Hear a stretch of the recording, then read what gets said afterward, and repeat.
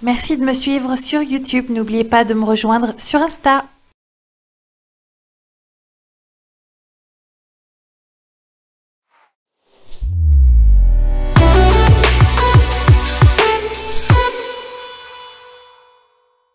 Pour la ganache montée, vous aurez besoin de 400 g de chocolat, donc ça fait 2 tablettes. Ici, je prendrai du praliné, 200 ml de crème entière à faire bouillir et 500 ml de crème qu'on ajoutera à froid pour monter. Attention, les proportions de crème varient selon le type de chocolat. J'ai fait fondre mon chocolat praliné en fonction décongélation du micro-ondes. J'utilise souvent cette fonction-là pour éviter que le chocolat ne crame. Je vais faire frémir ma crème. C'est de la crème liquide entière. Donc je vais la faire chauffer tout en mélangeant encore une fois parce qu'il y a du lactose. C'est donc un glucide qui risque d'accrocher, de caraméliser à la cuisson.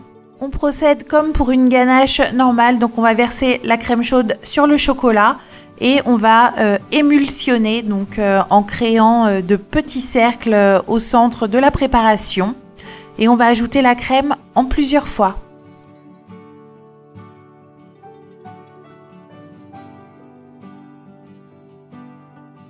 Si ce n'est pas encore fait et que tu apprécies cette recette, n'oublie pas de t'abonner à ma chaîne et d'activer la cloche des notifications.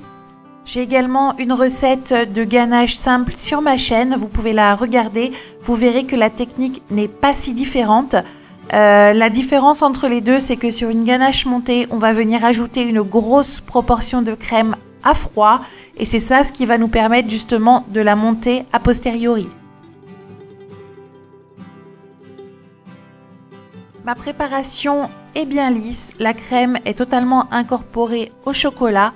Je vais venir ajouter les 500 ml de crème entière froide et pareil, je vais incorporer tout ça avec ma maryse en créant de petits cercles.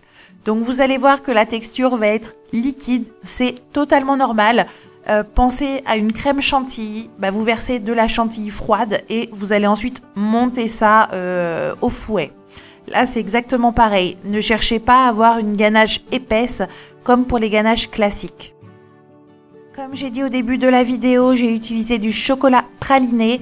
C'est également très bon avec du chocolat noir, mais attention, les proportions ne sont pas les mêmes. Je filme au contact et je vais ensuite réserver au frais.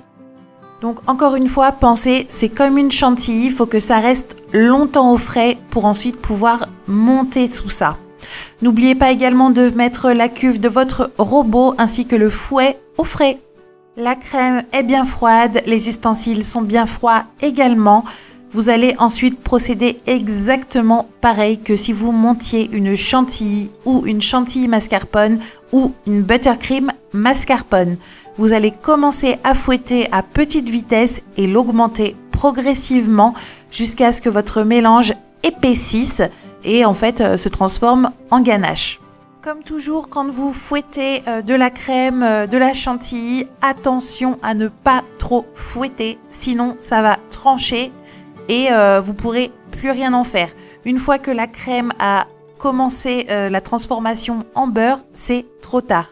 Quand vous estimez que la texture est suffisamment ferme et que vous avez de belles stries, stop! La ganache montée, ça a une texture qui est vraiment sympa à pocher. Au goût, moi je vous avouerai que je préfère la ganache normale. Mais c'est vrai que la ganache montée, c'est quand même très léger, très aérien. Et pour autant, comme on voit à l'image, ça se poche bien et ça se tient.